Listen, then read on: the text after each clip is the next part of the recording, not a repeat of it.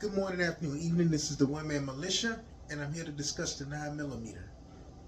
Currently, 18% of my collection consists of 9mm caliber firearms. I currently have 13 9mm firearms. Out of the 13, two are revolvers. I'd like to display them. They are the Smith & Wesson 986. As you can see, 9mm is displayed on the barrel there. It is a performance center as well. As you can see, the cylinders are all empty. You can see me right through the empty cylinders. Um, I thought it was pretty innovative. Smith & Wesson did this, and there are some other manufacturers that do this, that they have a rimless 9mm cartridge going through a firearm that was originally designed for a rimmed cartridge via the moon clips to hold them in place so that the primer can get struck by the hammer and ignite the firearm. I did like the 986 so much that eventually I ended up getting a second one. Only difference is the hand grip here, being that it is I guess, synthetic plastic, all black. Nonetheless, it is a 986 Performance Center versus the wooden hand grip. Basically, the 9mm cartridge was developed in 1901, became in use in 1902 to present. I mean, currently it is in use. It did see a lot of action in starting the World War One and continuing throughout all the wars afterwards. In the 1980s and 90s, there was a large increase in the use of using the 9mm, starting with the Illinois State Police adopting the Smith & Wesson Smith & Wesson 39 model, which is a full-size 9mm semi-automatic handgun. That was adopted in 1968, and then around 1985, the U.S. military did adopt the Beretta M9, kind of cementing that the 9mm would be the go-to round for the U.S. military. It does make sense when you think about it that since the United States is a major NATO nation and NATO uses 9mm, that United States Army did go to the 9mm cartridge. After the Miami-Dade incident that happened in 1986, the 40 caliber was introduced as the go-to firearm via the 10mm and the recoil action, and the FBI agents not being as effective with it. However, in the more recent years, I think around 2020 or so, the 9mm kind of gained its popularity. Smith & Wesson 40 caliber is slowly being dethroned. The 40 caliber is still available. Like I say, I am partial to the 40 caliber. Like I said, on the 18% of my collection video is 40 caliber. With it being my first handgun, I thought it was pretty effective. I was able to qualify originally. I did acquire my first CCW in California, and which happened to be a very strict state. And currently, I do continue to hold a concealed or license to carry as well. Let's see. Basically, the 9mm also gained its popularity due to technological advancements and the fact that it is a little bit smaller round, so you do have a higher capacity, and like my 40 calibers magazines do hold 11 rounds in them. The 9mm on the third generation Smith & Wesson, of course, holds, if I could let you focus in on that, it holds about 16 rounds, which in some states make it qualify as a high capacity round. Collecting these old Smiths, I did acquire I like to call it a Clinton era magazine. Back during Bill Clinton's time in office, he did enact a assault weapons ban, and as you can see here, there is a crimp going right across the magazine, which kind of limits you to 10 rounds. This has 9 on that side, and there's your number 10 right there. And yes, I do have ammo loaded in. These magazines was pulled straight out of the collection. And if you notice on this one, this is just a regular magazine. It's not a Clinton era mag. It does hold the full 16 rounds.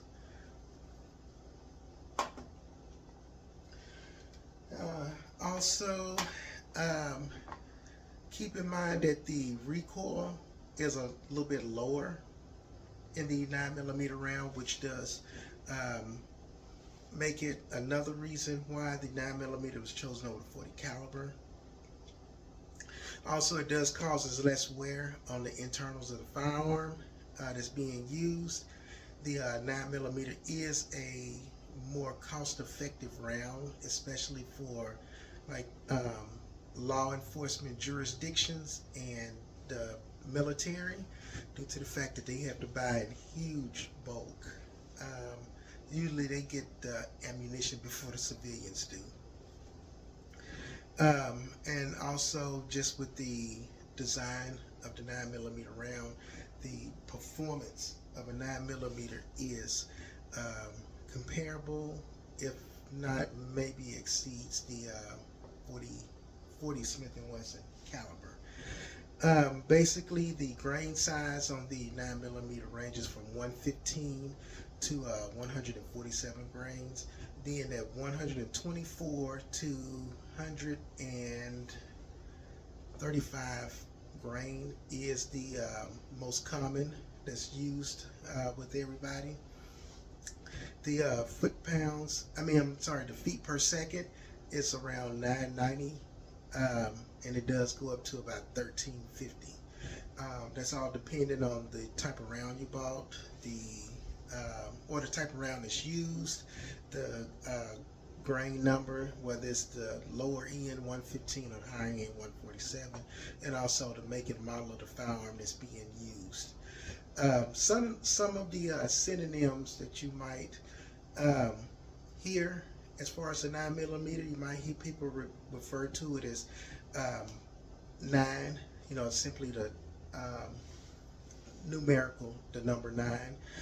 You might hear people actually say 9mm, which is what I'm used to saying most often. You might hear the word 9 parabellum, and you might hear 9x19 if someone wants to actually use the actual jargon for it. What you see here in the corner, well, actually right here, I do have all of the 9mm that are currently in my collection. I will kind of go through them real briefly here. All the firearms have been safety checked. There are no live rounds. None of these are loaded currently.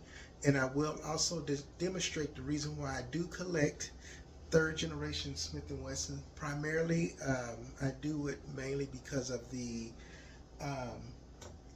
magazine capability, that I can use the same magazine through all of the firearms.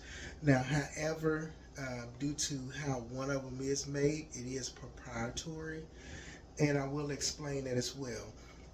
We're going to kind of go on numerically, somewhat in order based on model number. First of all, I do have the Smith & Wesson 5903, which is a full-size aluminum frame, 9mm. Like I say, everything is empty, No magazine, no rounds lodged in the chamber here. I do have an Olight. Like I say, when I get a rail system on firearm, I like to make use of it. So I use things like Olights. I do only have two that have lasers on it, but they're lasers mounted to the hand grip. But basically, this is the 5903 TSW model. And I'll kind of show the number right here. We have the 5906. This is the regular model right here. I did mention this in a previous video about a lot of movies that do use the 5906. It is the popular between the third generation Smith & Wesson, featured in quite a few TV shows, movies, and etc. Nothing in the chamber right there. Since the 9mm is the most common, the 5906 is one of the more common. I do have a 5906 Tactical Smith & Wesson. Again, it has the Olight on it. Nothing in the magazine and nothing lodged in there. And I am decocking all of these as well. 5906 TSW. That was the TSW. Oh, and I forgot to show you the 5906. I did kind of come across one of the unicorns, a 5926. Basically, this is a full size. It is steel framed. Nothing in the magazine, nothing in the chamber here. The 5926, what makes it a little bit different is it has the decocker on the frame versus the decocker being on the slide here. It is on the frame. Unfortunately, with the decocker on frames, I'm unable to modify them with the rubber hole can grip due to the fact that the decocker is in the way there. Let's see, we have here before I bring out the Tactical Smith & Wesson version, I did come across, here he is right here. I have also twins. This is the 5946. This is the first time I've seen this. I mean, I've seen 5946s before, but at the time it was the first time I did see a 5946. And also the unique thing about it, both of these are one serial number off. I didn't just purchase two 5946s and say, hey, these are my twins, I can dual wield them. These are particularly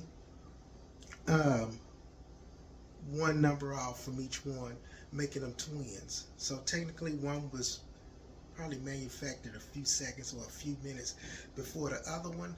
Kind of like in real life twins, one is usually born a few seconds or a minute or so older than the second twin.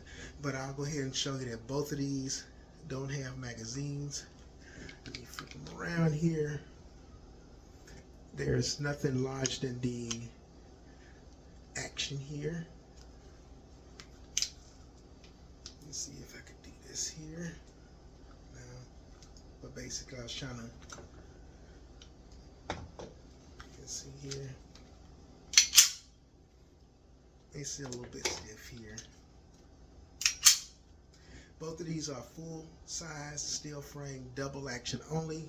They don't have decockers, and I will show you here, this one is apparently the younger one with the 1822 marking, and this one is the older one, 1821, but nonetheless they both are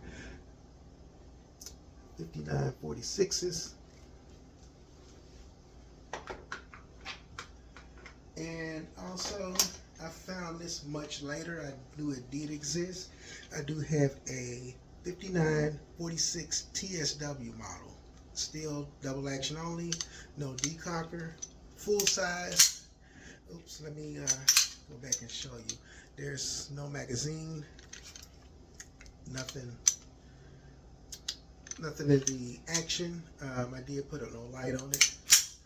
I did take this down to try to have the rubber hole hand grip placed on it, and for some reason the frame was a little bit different and the whole hand grips didn't quite fit on the TSW model, so I am just stuck with the original plastic hand grip. Still a great gun. It just doesn't have that feel I like from a rubber hole hand grip. Now, like I said, I do collect the third generation Smith & Wessons. Other than having magazine, being able to use a magazine in several firearms, another reason I collect third generation is because you do get every variant of it. And so, as with any other variant, I do have 4 compact size. And we'll kind of go a little bit out of sequence here. We have the Smith & Wesson 6906, no magazine, nothing in the chamber here. It is a steel frame, 3.5-inch barrel, makes the perfect compact size. I have concealed carry this one, and considering carrying something like this 5906, weight wise, this thing is a lot lighter because it's less material used, and also we'll do a side-by-side comparison so I can kind of explain, well, I can kind of show you 4-inch barrel versus a 3.5-inch barrel. If I can line the two ends up here perfectly, that you can see the difference in the barrel lengths. Well, and also in the hand grip length here. The 5906 is in the background, and 6906 is the one that's wiggling right here. It's a little bit longer on the handle and a little bit longer on the barrel end. The 6926 basically it's the same thing as the 6906. Except it is a double action only, and it's a decocker on the frame, which is like its bigger brother in here, the 5926 decocker on frame. As I can see, no magazine, nothing in the action as well, and then decocker on frame.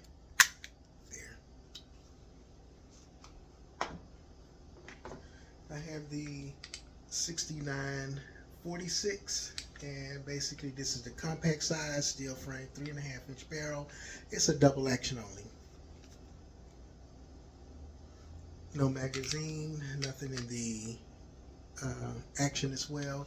And this one, the bigger brother, is, I say it has 2 bigger brothers in my collection, but basically the 5906 is the bigger brother here. 5946, 6946. And lastly, I do have a 3913. I used to have the 3913, but I did streamline the 3913 out, which is basically aluminum frame, single action, double action. Single action, double action, compact, 3.5-inch barrel. Does have a decocker. We'll go ahead and show you this. A magazine is out of it. We do have the action. Nothing in the action as well. Reason I showed this one separately because the difference between this one and we're going to use the 6906. Is, if you can look at the difference here, the 3913 TSW is a single stack versus this one being a double stack. Now, as far as magazine capacity, the compact size, well, we'll go back to this. I'll kind of show you here that this is a 6906. I forgot to show that a little bit earlier. This is the 6926. 6946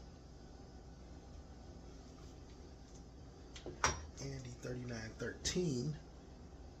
just to show you that I'm not just pulling up the same firearm and calling them different model numbers. Now back to the magazine capacity. Like I said, the full size carry 16 rounds by default. If you got a Bill Clinton era mag, it's 10 rounds. The compact size, the last three that I just showed you, they hold 12 rounds. Here, I'll show it on this side. You see a number 12. Let me see if I can focus it in for you here. There. It holds 12 rounds. Even though this is a compact, during the assault weapons ban, this was illegal to have because we was all limited to this, 10 rounds. And another unique thing about the 3913, other than the fact that it is aluminum frame, is the fact, I mean, it does have a single stack magazine, and it holds 9 rounds. Well, this is, yep. Well, 8 rounds. Let's see here. It has an 8 on both sides. It holds 8 rounds. I apologize for that. But the single stacks do hold 8 rounds, so you do lose some capacity, but you do gain a lot of portability with it. Now, as I did with the previous video, we're not going to go through all of these firearms, and we're going to practice some gun safety here, but I'm going to take 3 particular firearms. I'm going to take a compact, a TSW model, and a regular Smith & Wesson model, and we're going to use this Bill Clinton era magazine here, 10 round mag, to demonstrate that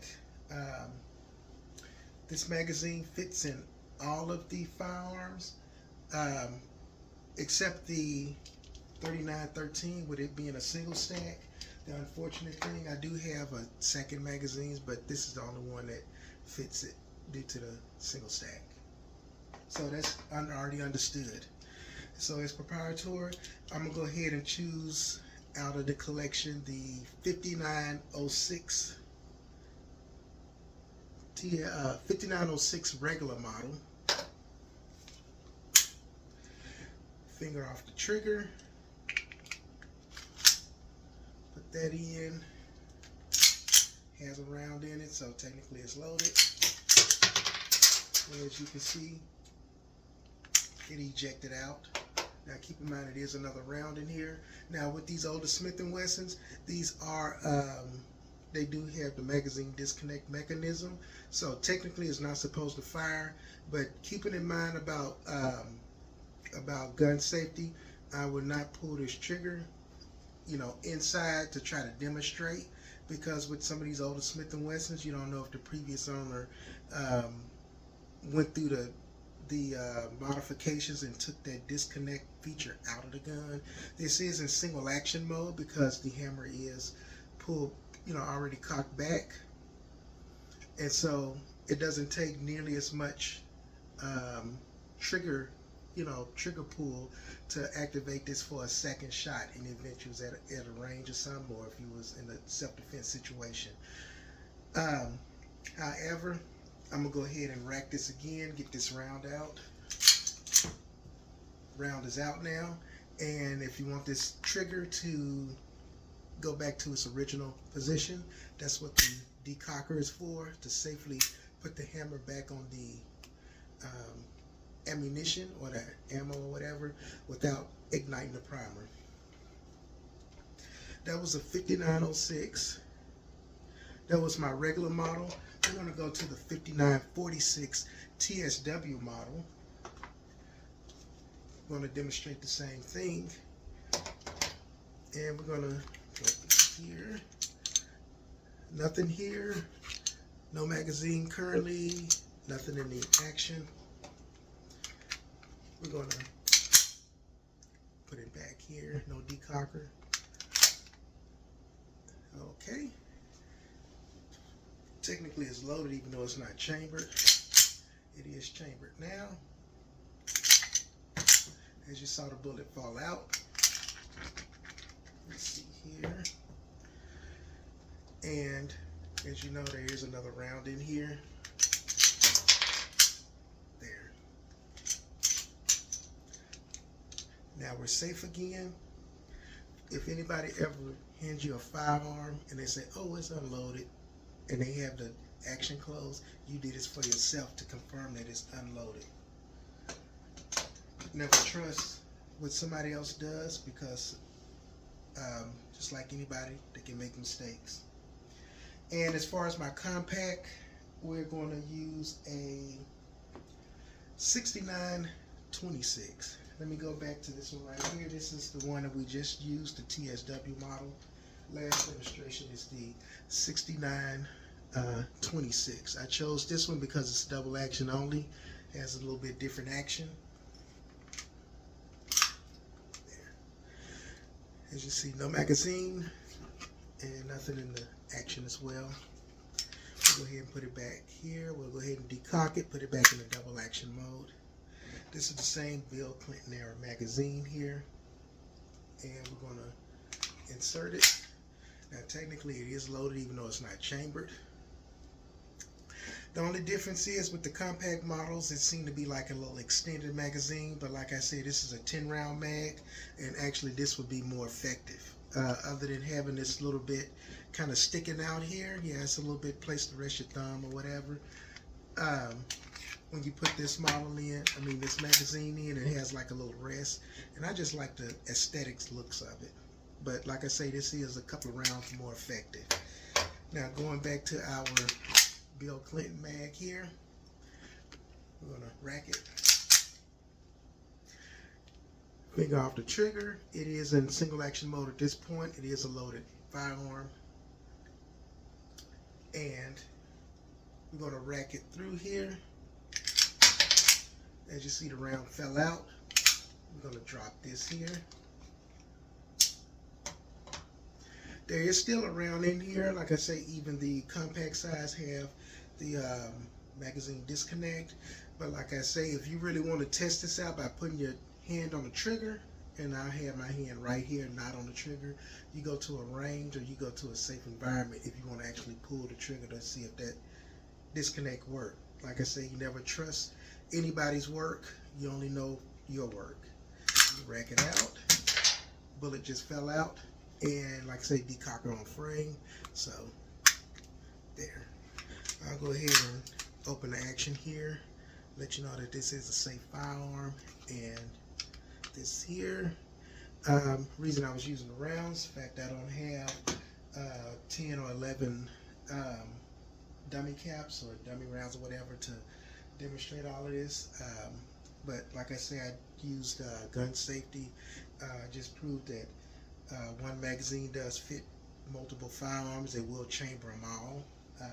So in the event where you want to carry a firearm, you just pretty much make sure you have a 9mm firearm and you carry it. That is pretty much it. Please like and subscribe. Please make comments. Like I always say, I learn from the comments as much as y'all may be learning from me. I do appreciate the comments. I do appreciate the likes. I appreciate all of my new subscribers. I have gained quite a few in the last, I would say, month or so, and I'm very thankful for it. Thank you for your time. This is the One Man Militia out. You all have a very blessed day, evening, night.